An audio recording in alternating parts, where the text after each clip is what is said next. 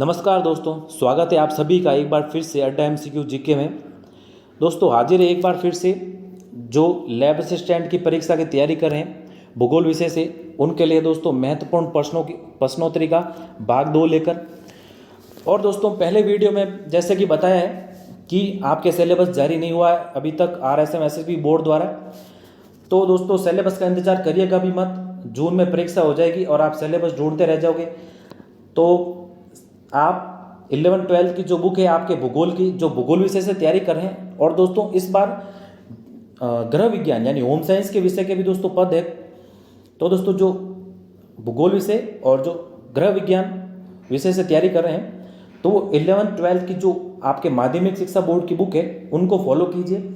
और साथ में दोस्तों जो आपके प्रैक्टिकल की बुक है यानी जो प्रायोगिक बुक है, आपने दोस्तों 11-12 में जिसके भी सब्जेक्ट रहा होगा होम साइंस और ये जियोग्राफी, तो उनके प्रैक्टिकल तो वही होगा।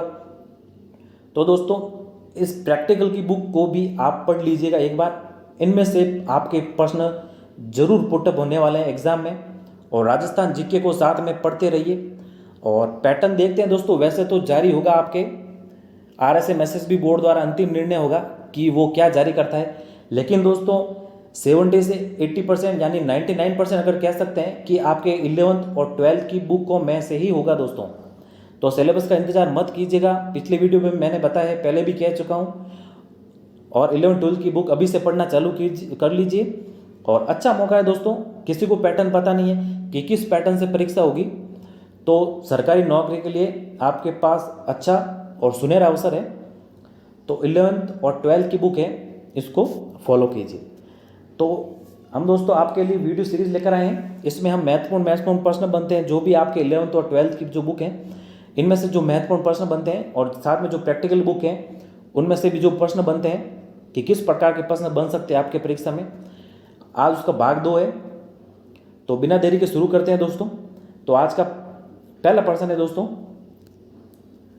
और दोस्तों अगर शुरू करने से पहले अगर आपने इस चैनल को सब्सक्राइब नहीं किया है तो सब्सक्राइब करें, पास में स्थित बेल आइकन को दबाएं, और इस चैनल पर ऐसे ही दोस्तों वीडियो आपको आते रहेंगे। तो शुरू करते हैं पहले प्रश्न के साथ दोस्तों। तो पहला प्रश्न है दोस्तों, प्लान टेबल सर्वेक्षण के मुख्य 2 अंग होते हैं। तो दोस्तों आपने जब प्रैक्टिकल किया होगा आपके 11th या 12th क्लास में, तो प्लान टेबल सर्वेक्षण के 2 मुख्य अंग कौन कौन से होते हैं? ये होते हैं दोस्तों आपके आरेख पट और दोस्तों त्रिपाद स्टैंड। तो इसका सही उत्तर है आपके ऑप्शन अ। अब ये भी दोस्तों आपके प्रैक्टिकल की बुक में से प्रश्न बना है।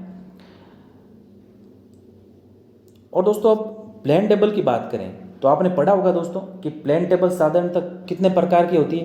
तो ये आपके 3 प्रकार की होती है। और इन 3 प्रकार को पढ़े कि प्लान टेबल के 3 प्रकार मुख्य कौन कौन से, इसमें से भी प्रश्न बन सकता है। तो दोस्तों पहली तो है दोस्तों आपके साधारण या संक्रमण टेबल। दूसरी है दोस्तों आपके जॉनसन टेबल, और तीसरी है दोस्तों आपके तट सर्वेक्षण टेबल। तो इनको भी थोड़ा ध्यान में रखिएगा। और इसका सही उत्तर आपके क्या है? ये दोस्तों आपके आरेख पट और त्रिपाद स्टैंड, इंग्लिश में कहते हो ट्राइपॉड स्टैंड। तो इसका सही उत्तर आपके ऑप्शन अ हो जाएगा। चलते हैं अगले प्रश्न की ओर। अगला है दोस्तों, भौगोलिक सूचना तकनीकी शब्दावलियों को सुमेलित कीजिए। तो दोस्तों यह आपके सूचक है कुछ, और दोस्तों इनकी फुल फॉर्म है, इनमें से भी आपके परीक्षा में प्रश्न बन सकता है। तो GIS, ये इसका मतलब क्या होगा दोस्तों? Geographical information system. और GS का मतलब जी इंफॉर्मेशन सिस्टम, और SIS का मतलब स्पेक्टिकल इंफॉर्मेशन सिस्टम, और LIS का मतलब लैंड इंफॉर्मेशन सिस्टम। दोस्तों परीक्षा की दृष्टि से महत्वपूर्ण प्रश्न बनता है आपके। और दोस्तों जो GIS है यानी जियोग्राफिकल इंफॉर्मेशन सिस्टम, इसका उपयोग दोस्तों मुख्यतः जो आपके जनगणना के आंकड़े होते हैं, या फिर दोस्तों भौगोलिक जो सर्वेक्षण होता है, या प्राकृतिक जो भी शोध होता है, या फिर जो कंप्यूटर आधारित भौगोलिक जो सूचना तंत्र होता है, उसमें दोस्तों इसका मुख्यतः प्रयोग किया जाता है।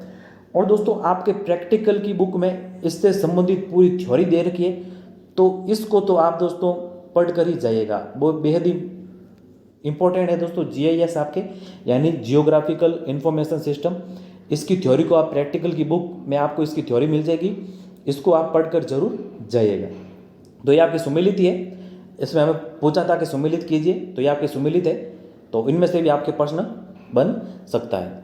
चलते हैं आपके अगले प्रश्न की ओर। अगला तीसरा प्रश्न है दोस्तों, उपयुक्त वाक्य किसके द्वारा किया गया? तो ये वाक्य क्या है? मानव भूगोल चंचल मानव और अस्थायी पृथ्वी के पारस्परिक परिवर्तनशील संबंधों का अध्ययन है। कथन किसके द्वारा किया गया दोस्तों, कहा गया? तो ये कथन कहा गया आपके एलन सैंपल द्वारा। तो इसका सही उत्तर है आपके ऑप्शन अ। चलते हैं अब अगले प्रश्न की ओर। अगला प्रश्न है दोस्तों, अम्लीय वर्षा का पीएच मान कितना होता है?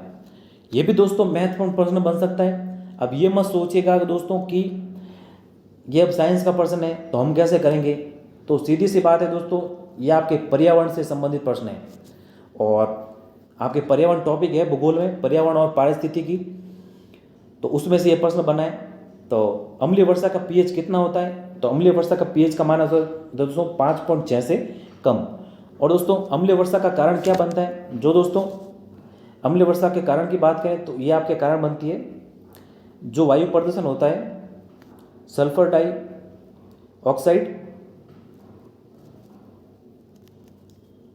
डाइऑक्साइड और दोस्तों आपके नाइट्रोजन ऑक्साइड।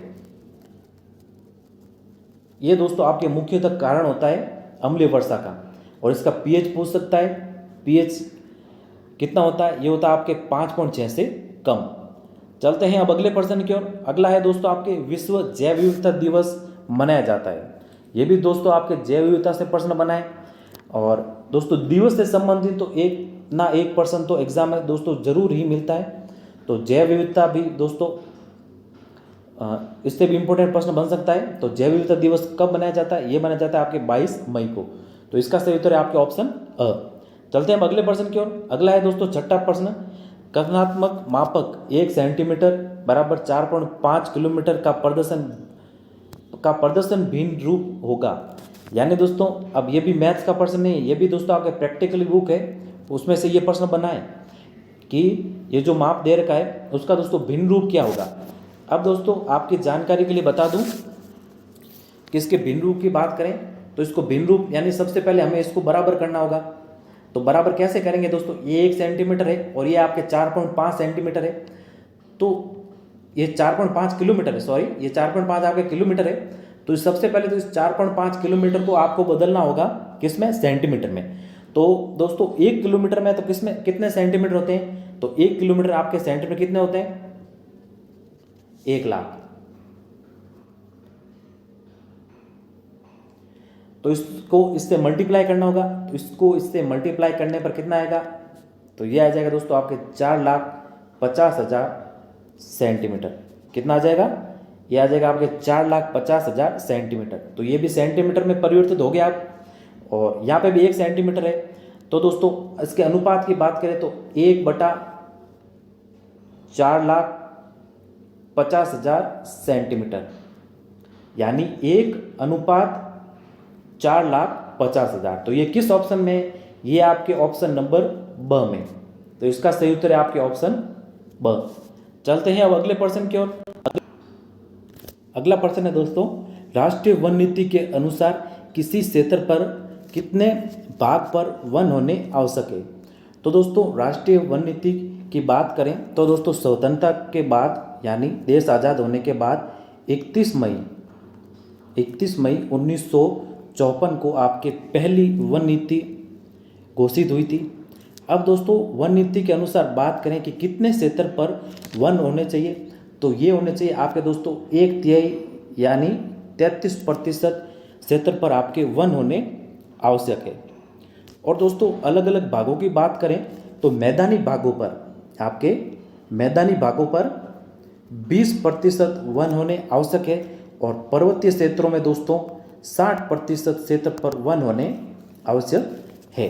तो आपके इसका सही उत्तर क्या हो जाएगा कि कितने क्षेत्र पर वन होने आवश्यक है?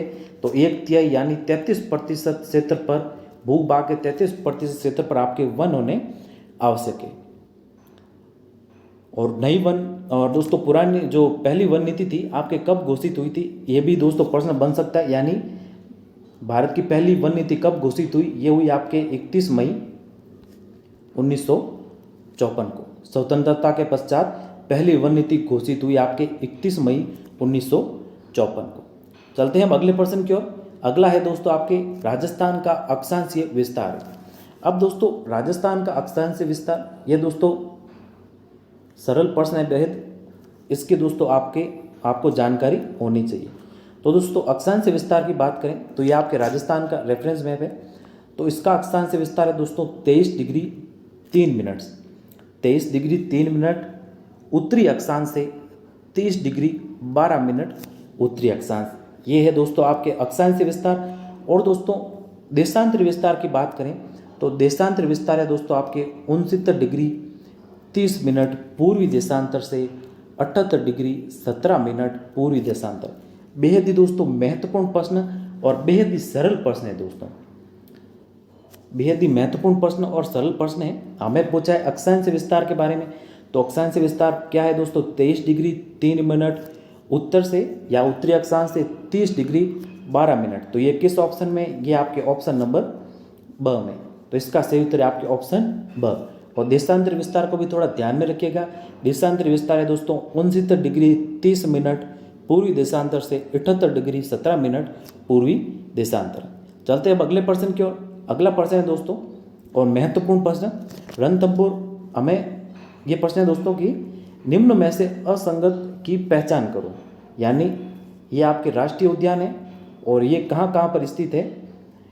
तो इनमें से असंगत की पहचान करनी। तो रणथंभौर राष्ट्रीय उद्यान कहाँ पर है दोस्तों, तो ये तो आपके है सवाई माधोपुर में जो कि सुमेलित है। और केवलादेव राष्ट्रीय उद्यान भरतपुर में है, ये भी दोस्तों सुमेलित है। और सरिस्का राष्ट्रीय उद्यान है ये आपके अलवर में, ये भी सुमेलित है। और मरु राष्ट्रीय उद्यान बाड़मेर में नहीं है दोस्तों, ये है आपके कहाँ पे, ये है दोस्तों जैसलमेर में। और एक दोस्तों राष्ट्रीय उद्यान है राजस्थान में, वो कौन सा है, वो है दोस्तों आपके मुकुंदरा हिल्स। ये कौन सा है, ये है मुकुंदरा हिल्स। और ये है दोस्तों आपके कोटा। और दोस्तों कुछ भाग झालावाड़, बूंदी और चित्तौड़गढ़ में भी है। तो इसमें से दोस्तों असंगत युग्म कौन सा था कि मरु राष्ट्रीय उद्यान आपके बाड़मेर में नहीं, ये आपके जैसलमेर में। तो दो ऑप्शन इसका सही उत्तर था। चलते हैं अब अंतिम प्रश्न की ओर। अंतिम प्रश्न है दोस्तों गुणात्मक वर्ण प्रतीकी मानचित्रों में प्रयोग किया जाने वाले प्रतीकों के प्रकार में कौन सा प्रकार नहीं है। ये भी दोस्तों आपके प्रैक्टिकल की जो बुक है उनमें से प्रश्न बनाए। अब दोस्तों अगर इसके प्रतीक चिन्हों की बात करें, जब किसी भी दोस्तों जो अगर किसी क्षेत्र को दोस्तों प्रदर्शित किया जाता है मैप में, तो दोस्तों कुछ प्रतीक चिन्हों द्वारा प्रदर्शित किया जाता है, वो आपने प्रैक्टिकल में पढ़ा होगा। तो इनमें से कौन सा प्रकार है जो नहीं है, तो दोस्तों ज्यामितीय प्रतीक है, ये तो प्रकार होता है।